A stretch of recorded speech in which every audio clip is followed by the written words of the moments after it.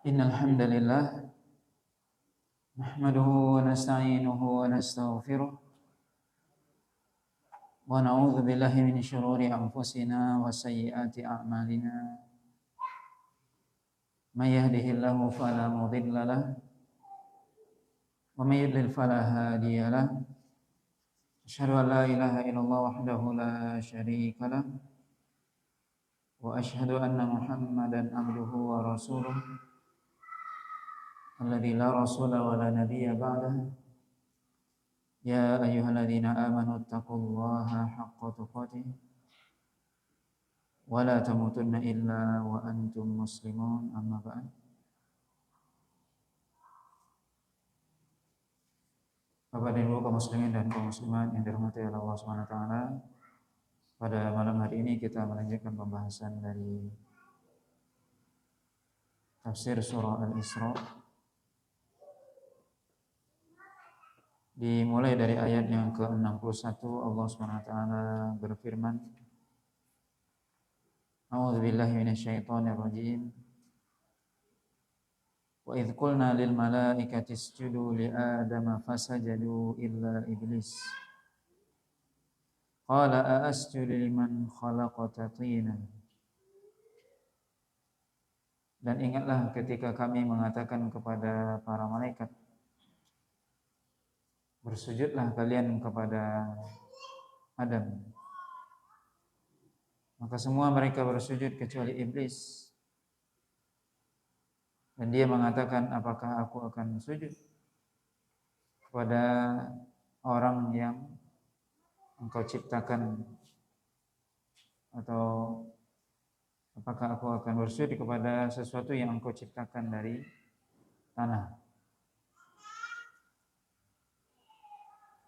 Dalam ayat yang mulia ini Allah SWT mengingatkan kita bersama tentang bagaimana iblis adalah musuh yang nyata dan musuh yang sebenarnya. Dan itu permusuhan tersebut sudah ada sejak Nabi Adam alaihissalam diciptakan pertama kali, di mana Allah SWT menceritakan kepada kita dalam beberapa surah, dalam surah Al-Baqarah, surah Al-A'raf, Al-Hijr, kemudian juga ini surah Al-Isra. Allah mengingatkan dalam beberapa tempat dalam Al-Quran tentang bagaimana permusuhan syaitan atau iblis itu sudah ada sejak pertama kali bapak kita diciptakan, yaitu Nabi Adam.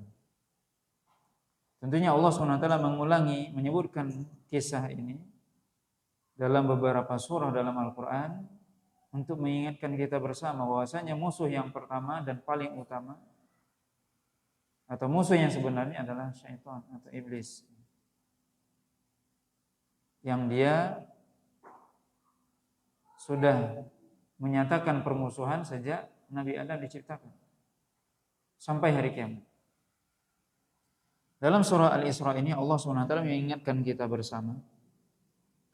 Dan ingatlah kata Allah SWT ketika kami mengatakan kepada para malaikat untuk sujud kepada Nabi Adam alaihissalam, di mana Allah SWT menyuruh para malaikat untuk sujud.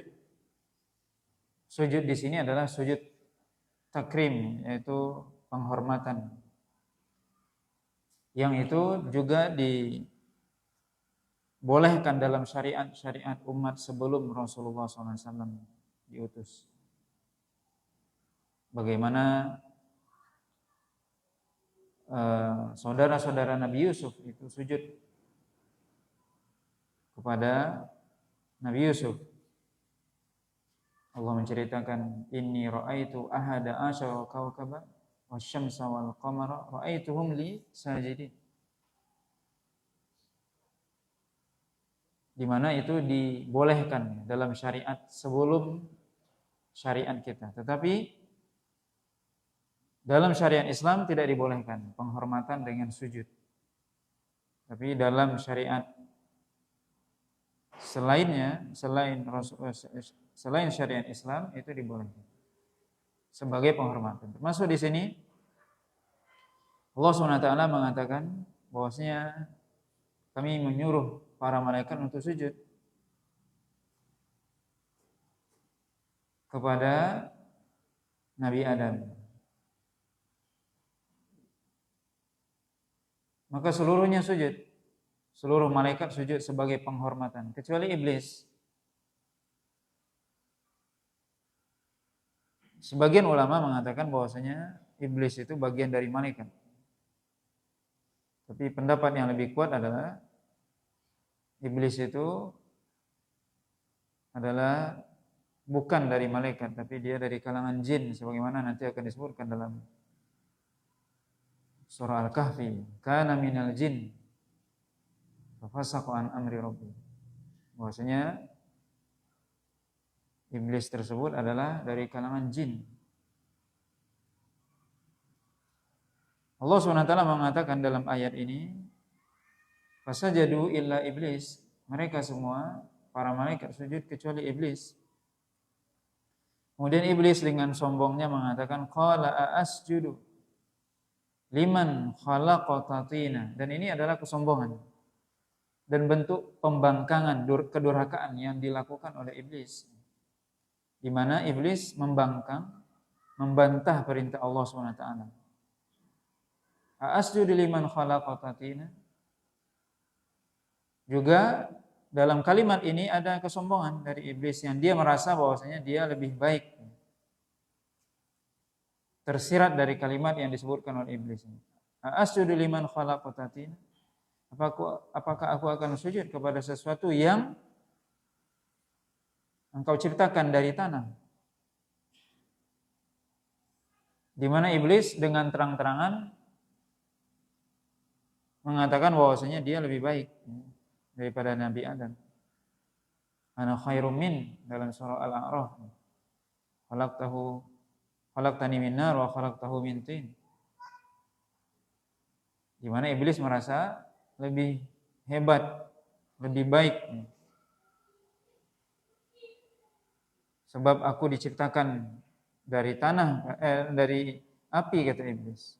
Sedangkan dia, Nabi Adam, diciptakan dari tanah. Maka ini sebuah kesombongan, di mana dia merasa lebih baik, ya. Iblis merasa lebih baik daripada Nabi Adam, karena merasa bahwasanya api lebih baik daripada tanah. Dan itu dibantah oleh Imam Ibnul Qayyim, bahwasanya iblis yang mengatakan unsur api lebih baik daripada tanah itu tidak benar. Qala asjudu liman khalaqata tina.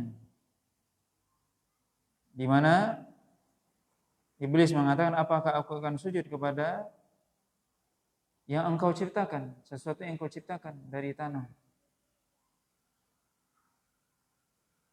Qala ara'aitaka hadzal ladzi karramta 'alayya la in akhartani ila yaumil qiyamati la ahtanikanna dzurriyyatahu illa qalila. Di mana iblis mengatakan, dan ini juga menambah kesombongan dan kelancangan, lancang. Iblis berkata kepada Allah SWT, ara'aitaka,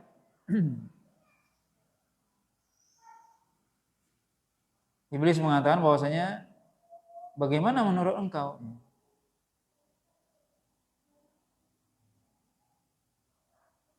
Ini yang engkau muliakan dariku. Bagaimana dengan orang ini yang engkau lebihkan dariku? Lain akhartani ila yaumil qiyamah, kalau seandainya engkau memberikan aku waktu atau mengakhirkan ajalku sampai hari kiamat, la ahtanikanna dzurriyyatahu illa qalila. Ini adalah yang disampaikan oleh iblis yang kita harus memahami. Di mana iblis mengatakan, kalau seandainya engkau memberikan aku waktu mengakhirkan ajalku sampai hari kiamat, sampai hari berbangkit, aku akan la'ahtanikanna dzurriyyatahu. Di mana artinya adalah aku akan menyesatkan keturunannya illa qalila, kecuali sedikit. Di mana para ulama menyebutkan la'ahtanikanna dari kata hanak, ya hanak itu kalau kita perhatikan lebih, kita dalami kalimat ini, hanak itu artinya adalah langit-langit ya. Kita punya mulut, ada di dalamnya langit-langit. Orang terdahulu biasanya mereka, kalau mereka memasang tali kekang kudanya, maka akan dimasukkan ke dalam mulutnya supaya apa? Dia menguasai hewan tersebut. Menunjukkan bahwasanya apa? La ahtanikanna dzurriyyatahu, sungguh aku akan menguasai anak cucu Adam. Benar-benar aku akan, istilahnya ketika kuda itu sudah dipasangkan talinya, kemudian apa? Dia akan menurut kepada tuannya. Jalan, jalan. Lari, lari. Berhenti, berhenti. Begitu seolah-olah syaitan akan menguasai manusia. Ketika syaitan itu sudah menguasai manusia, kata syaitan, lakukan ini, dia lakukan. Jangan lakukan ini, tidak dilakukan. Benar-benar dia kuasai oleh syaitan. Itu artinya, la'ahtanikanna dzurriyyatahu. Sungguh aku akan menguasai mereka, menundukkan mereka, menjadikan mereka tunduk kepadaku. Anak cucunya Adam. Illa qalila, kecuali sedikit. Kecuali sedikit yang tidak akan tunduk kepadaku, kata iblis. Jadi ini bisa kita lihat, sungguh aku akan benar-benar, ya, kalau kita belajar bahasa Arab di sini ada lam takkid dan nun taukid di akhir. Sungguh aku benar-benar akan menguasai, menundukkan, membuat anak cucu Adam itu tunduk kepadaku. Sehingga dia akan nurut kepadaku. Apa yang aku suruh, dia kerjakan. Lakukan maksiat ini, lakukan ini, dia akan ikut. Nurut aja. Ya seperti hewan tadi, kuda disuruh berhenti, berhenti dia. Disuruh lari, lari dia. Tidak mikir lagi sudah. Nauzubillah. Ini bisa kita lihat bagaimana iblis akan berusaha dengan sekuat tenaga, dengan segala kemampuannya untuk menundukkan anak cucu Adam. Kecuali sedikit. Allah SWT mengatakan, qala dhhab faman tabi'aka minhum fa inna jahannama jazaa'ukum jazaa'an mawfura. Kata Allah SWT, idhab, pergilah. Maka siapa yang mengikuti engkau dari mereka, siapa yang mengikutimu wahai iblis dari mereka, dari kalangan anak cucu Adam, fa inna jahannama jazaa'ukum. Sungguhnya neraka jahanam adalah balasan bagi kalian, jazaan maufura. Jazaan maufura artinya pembalasan yang tidak akan dikurangi sedikit pun azab. Disebutkan oleh Imam Ibnu Katsir, jazaan maufura, jazaan balasan yang sempurna, balasan yang tidak dikurangi sedikit pun pembalasannya di neraka jahanam.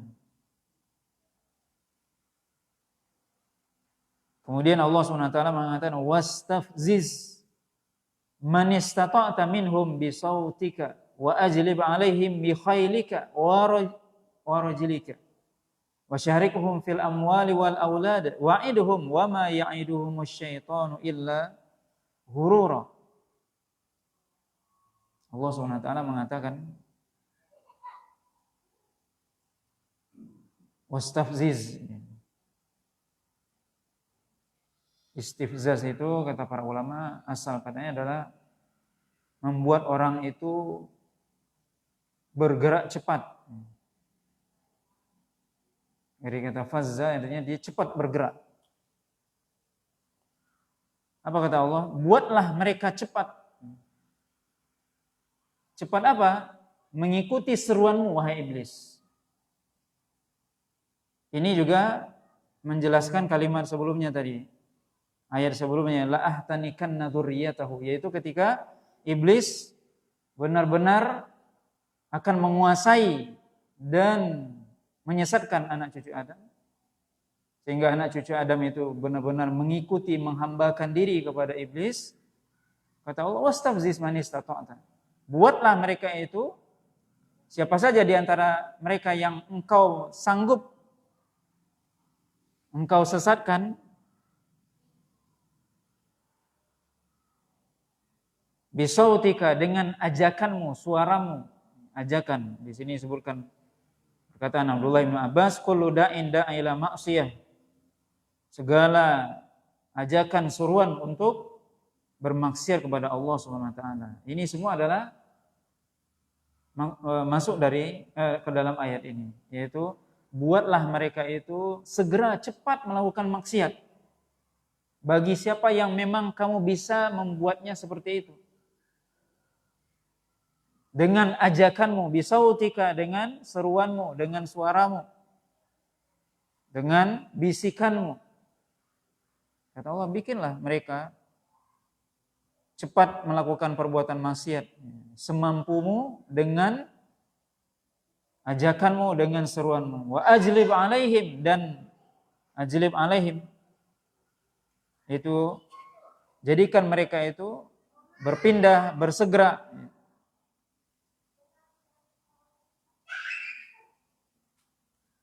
Atau juga diartikan wa ajlib alaihim, bawalah, juga diartikan wa ajlib itu bawalah kepada mereka bi khailika wa rajilika. Kalau diartikan secara harfiah, bi khailika, dengan kuda-kudamu, dengan kudamu dan dengan kakimu.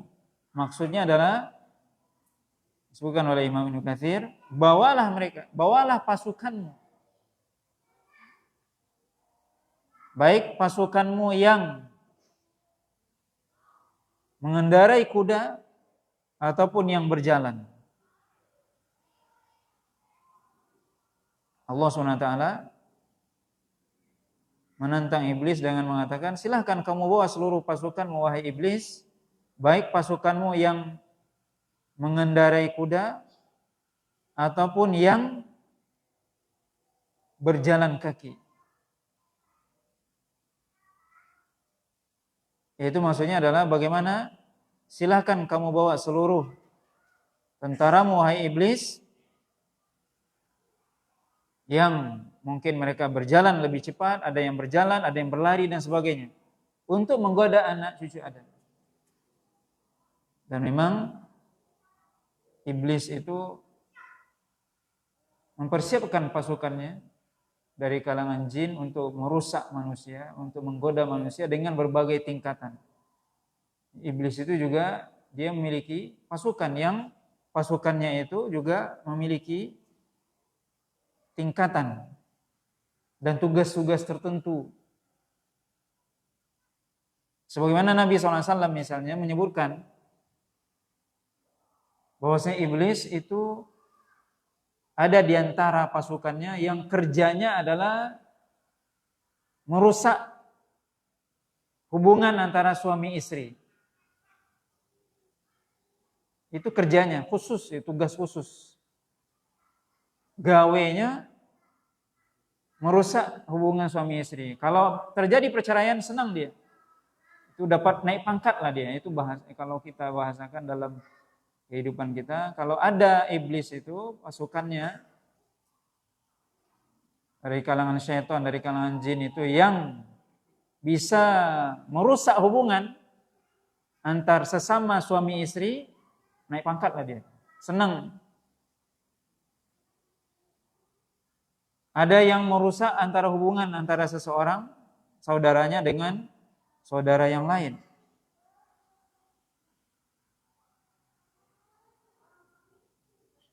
Ada yang mengajak manusia untuk melakukan perbuatan dosa, maksiat, kesyirikan, kekufuran, dosa besar. perbuatan bid'ah dan seterusnya. Itu semua ada. Itu godaan iblis semua. Tentara iblis yang mengajak. Dan juga Nabi SAW menyebutkan dalam hadis yang sahih bahwasanya ada syaitan itu yang kerjanya mengganggu kita ketika sholat. Yang disebutkan oleh Nabi namanya khinzab. Khinzab disebutkan dalam hadis. Bahwasanya ada syaitan yang kerjanya merusak atau mengganggu kita ketika sholat. Sehingga kita nggak khusyuk sholat. Tugasnya itu, khusus spesialis mengganggu orang sholat. Alhamdulillah. Jadi kalau orang itu melakukan satu pekerjaan, berarti kan dia memang kan spesialis di situ. Mantap kerjaannya di situ. Itu aja gawenya, mengganggu orang sholat. Namanya khinzab kata Nabi SAW. Di mana dia, na'udzubillah, disebutkan oleh Nabi SAW, ketika azan berkumandang, dia akan lari jauh, menjauh, tidak mau mendengar azan. Tapi ketika seorang sudah sholat, dia datang lagi. Na'udzubillah, begitulah syaitan. Sehingga seorang ketika dia sholat, lupa apa yang dia baca, atau berapa rakaat, atau apalah. Atau mungkin dia ketika sholat, pikirannya entah kemana. Na'udzubillah. Dan ini kita berlindung kepada Allah SWT. Dan berdoa kepada Allah, memohon taufik untuk bisa diberikan khusyuk ya, dalam sholat. Karena inti dari sholat adalah khusyuk.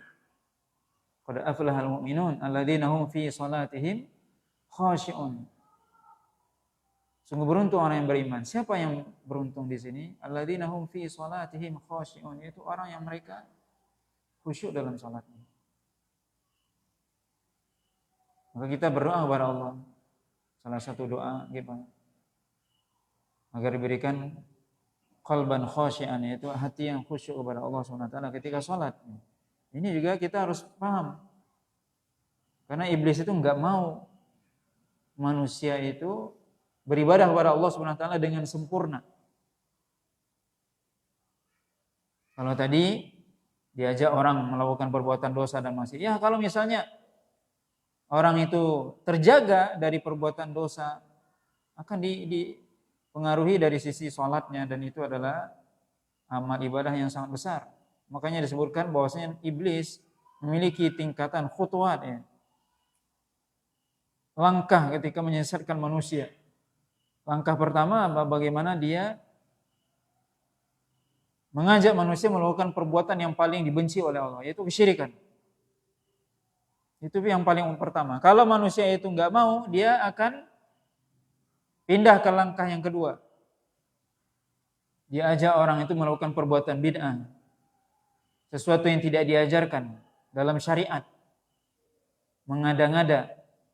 Kalau orang itu juga tidak mau melakukan hal tersebut, diajak melakukan perbuatan dosa besar. Kalau orang itu juga, manusia itu terjaga dari dosa besar, enggak melakukan dosa besar, dosa kecil. Ya sudah, enggak usah dosa besar, dosa kecil baik. Kerjakanlah. Kalau orang itu juga terjaga, maka akan diajak dia melakukan sesuatu yang sifatnya syubhat. Ini kan enggak haram. Tapi samar. Ya enggak apa-apa lah. Itu bisikan syaitan. Ini kan enggak haram. Sesuatu yang syubhat. Kalau terjaga juga orang tersebut dari perbuatan syubhat, disuruh melakukan yang namanya fudul al-mubahat, yaitu berlebihan dalam sesuatu yang mubah. Ini kan mubah, tapi berlebihan. Alhamdulillah. Ini sesuatu yang mubah. Misalnya ngobrol, berbicara, mubah. Tapi kadang orang bicara melebihi atau melampaui batas. Itu yang disenangi oleh iblis. Dan begitu, ya, langkah syaitan, iblis untuk menyesatkan manusia. Bagaimana iblis berusaha dengan seluruh kemampuannya, dengan tentaranya, pasukannya, pengikutnya, baik dari kalangan jin ataupun manusia. Maka pengikut syaitan itu, tentara syaitan tidak hanya dari kalangan jin, juga ada manusia yang menjadi tentara syaitan, yang akan menggelincirkan manusia dari jalan Allah yang lurus. Maka kita harus memahami itu. Harus menyadari bahwasanya iblis adalah musuh yang nyata. Dan dia memiliki pasukan, dia memiliki gerakan, memiliki propaganda, memiliki berbagai macam rayuan untuk menjerumuskan manusia ke dalam perbuatan dosa dan maksiat. Kata Allah SWT, "Wasyarikhum fil amwali wal auladi wa'idhum." Abdullah bin Abbas mengatakan, "Wasyarikhum fil amwali wal aulad wa'idhum," yaitu di mana iblis mengajak manusia, artinya bahwa syarikhum, dan ikutlah bersama mereka dalam harta dan anak mereka, dan berikan janji-janji kepada mereka. Ikut sertalah dalam urusan harta mereka dan anak mereka. Kata Abdullah bin Abbas, maksudnya adalah iblis menyuruh manusia untuk membelanjakan hartanya dalam maksiat kepada Allah. Ini diantara makna tentunya. Disuruh untuk digoda oleh iblis untuk membelanjakan harta dalam hal bermaksiat kepada Allah. Baik itu dia cara mendapatkannya atau dia membelanjakannya dalam hal yang dilarang oleh Allah SWT. Termasuk tentunya juga yang disebutkan dalam ayat sebelumnya, bahwasanya iblis juga mengajak manusia untuk tabdzir, untuk mubazir, boros dalam menggunakan harta, atau sebaliknya bakhil. Itu semua ajakan iblis. Tabdzir artinya membelanjakan harta dalam suatu hal yang tidak perlu, tidak penting atau tidak butuh, tidak dibutuhkan. Ini mubazir. Banyak orang membeli sesuatu yang tidak dia butuhkan atau tidak penting, atau istilah kita zaman kita konsumtif. Orangnya konsumtif, semua dibeli. Apa yang lagi viral dibeli, padahal itu nggak penting. Pokoknya viral. Ini bisikan syaitan. Hal-hal yang tidak bermanfaat dia belanjakan hartanya, atau dia bakhil,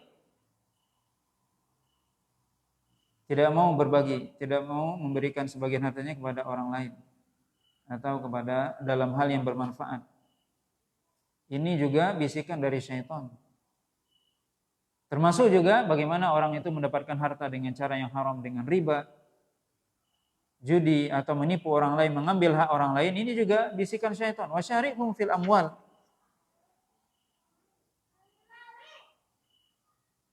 Wal aulad, dan juga aulad di sini adalah anak-anak. Maksudnya adalah bagaimana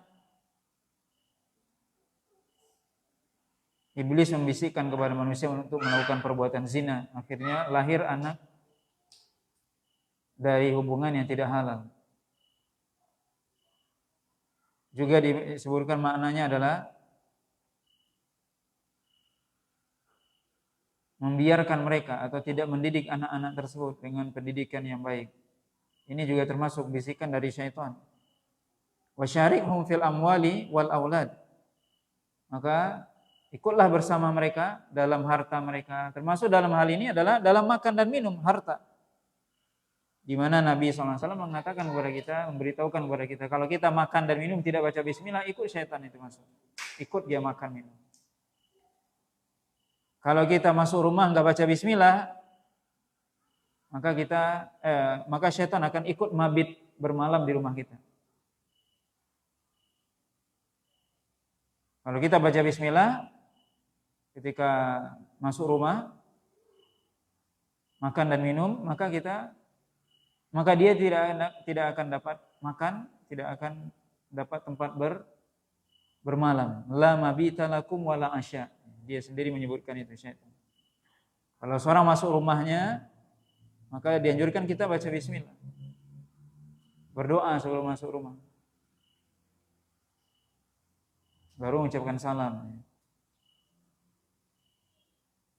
Baca bismillah, jika makan dan minum, itu syaitan nggak masuk, nggak ikut makan, nggak ikut masuk rumah. Tapi kalau kita nggak baca, ikutlah dia. Maka dalam hal ini, dalam segala hal kita harus menyadari hal itu. Bahkan Nabi mengatakan kepada kita yang mungkin dalam hal yang menurut kita sepele. Ketika jatuh, kita lagi makan ini, jatuh dari makanan itu, Nabi menyuruh apa? Ambil makanan itu. Kemudian bersihkan, kemudian makan. Supaya apa? Syaitan tidak ikut makan. Kita lagi makan nih, kalau makanan itu terbuang, itu kalau kita biarkan, syaitan itu akan ikut makan. Dia akan kuat jadinya. Termasuk juga Nabi SAW mengatakan apa? Seorang ketika dia berhubungan suami istri, dia baca doa, bismillah. Kalau enggak, syaitan ikut. Na'udzubillah. Ini semua diajarkan oleh Nabi SAW. Bagaimana Nabi mengajarkan kepada kita dan mengingatkan kepada kita bahwasanya syaitan itu tidak akan meninggalkan sedikit pun sesuatu atau sela, tidak ada sela yang akan ditinggalkan oleh syaitan kecuali dia akan masuk untuk menghancurkan manusia. Kita harus paham itu, kita harus ingat itu. Segala sesuatu, segala bidang, segala sisi itu akan ditempuh oleh syaitan dengan segala macam cara untuk menyesatkan manusia. Termasuk hal yang paling kecil. Seperti tadi kita katakan, kita makan kadang jatuh, kita biarin aja, itu syaitan akan makan. Maka dalam hal ini Allah SWT mengingatkan kepada kita bahwasanya syaitan itu musuh yang nyata. Musuh kita yang harus benar-benar kita jadikan musuh. Yang kita harus tahu bagaimana syaitan itu senantiasa melihat, mengawasi kita sendiri. Kapan ini anak cucu Adam ini lalai, termasuk ketika tidur kita baca doa bismillah. Baca ayat kursi dan seterusnya. Kalau kita lalai, di situ syaitan akan ikut, akan masuk, akan menggelincirkan, mengganggu. Bagaimana kita bisa menjaga diri kita? Dengan zikir kepada Allah. Tidak ada yang bisa membentengi diri kita dari syaitan, iblis, kecuali zikir. Kemudian Allah SWT mengatakan, wa'iduhum, dan berikan janji-janji kepada mereka. Nah, itu syaitan memberikan janji. Bagaimana syaitan itu merayu manusia untuk melakukan perbuatan dosa dan maksiat, dan diberikan janji-janji. Gak usahlah datang ke masjid, gak usahlah sholat. Gitu. Kamu masih muda, ntar kalau udah pensiun aja ke masjid. Kalau sudah 40 ke atas baik, kalau baru ke masjid. Sekarang kamu masih muda, senang-senanglah dulu. Itu rayuan syaitan. Itu janji-janji syaitan.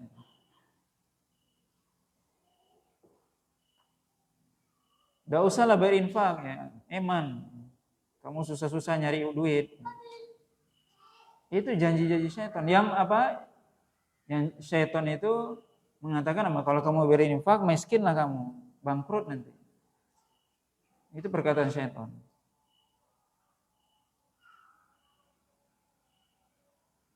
Kata Allah SWT, wa ma ya'iduhumus syaitanu illa ghurur. Dan tidak ada yang dijanjikan oleh syaitan kecuali hanya sesuatu yang ghurur, yang semuanya tipuan.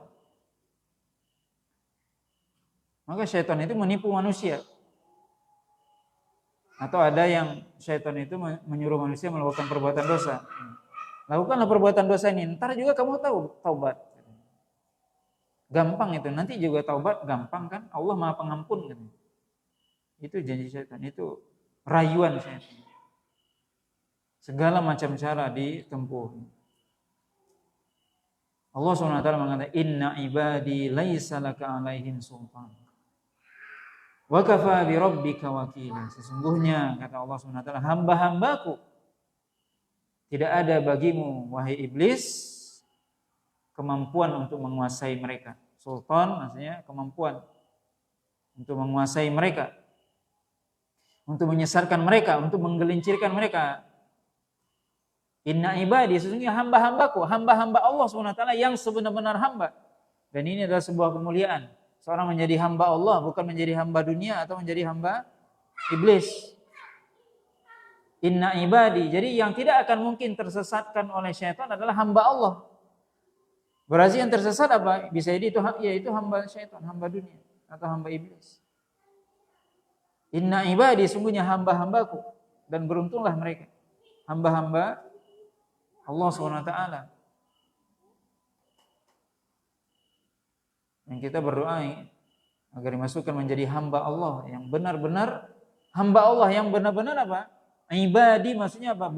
Benar-benar berubudiyah kepada Allah. Menghambakan diri kepada Allah. Bagaimana menghambakan diri kepada Allah? Melaksanakan perintahnya, menjauhkan larangannya. Bukan menjadi hamba iblis. Inna ibadi, sungguhnya hamba-hambaku. Engkau atau kamu syaitan tidak akan bisa menggelincirkan. Kamu tidak akan mampu, tidak punya kemampuan. Kemudian Allah katakan, wa kafa bi rabbika wakila. Cukup Allah SWT yang menjadi wakil, yang menjadi penolong bagi hamba-hambanya.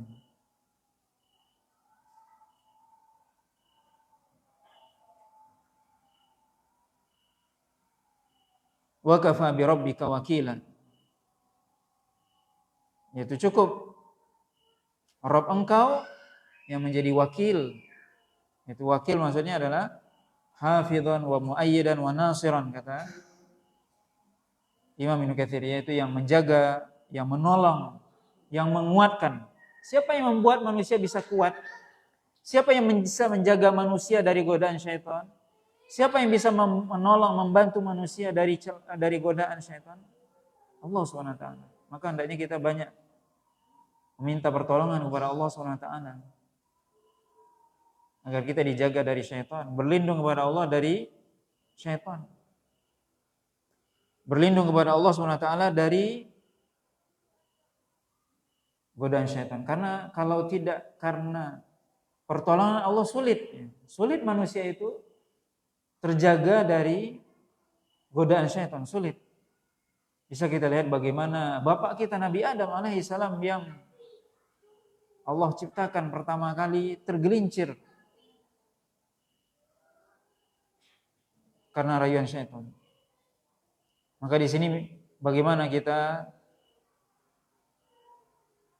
kalau kita ingin menjadi hamba Allah yang sebenarnya, maka hendaknya kita benar-benar banyak berdoa kepada Allah SWT, meminta pertolongan kepada Allah.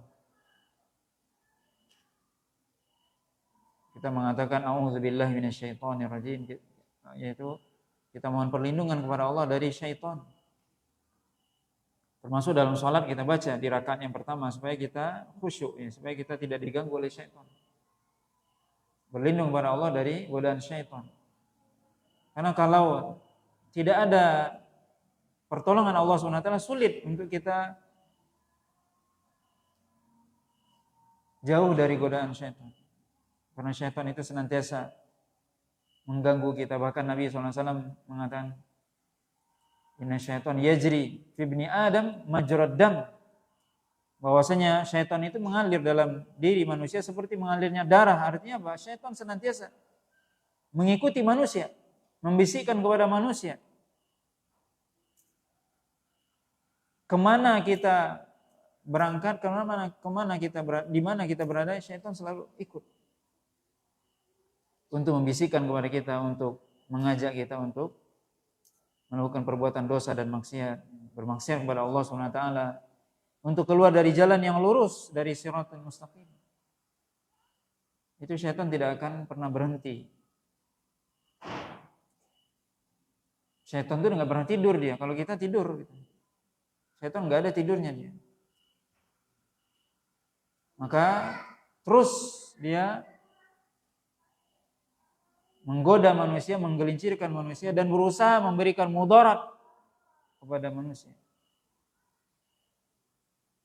Tentunya hal ini penting untuk kita sadari dan kita senantiasa berdoa kepada Allah SWT, memohon perlindungan kepada Allah SWT agar kita semua dijaga oleh Allah SWT, diri kita, keluarga kita, anak keturunan kita dari godaan syaitan, dari perangkap-perangkap syaitan.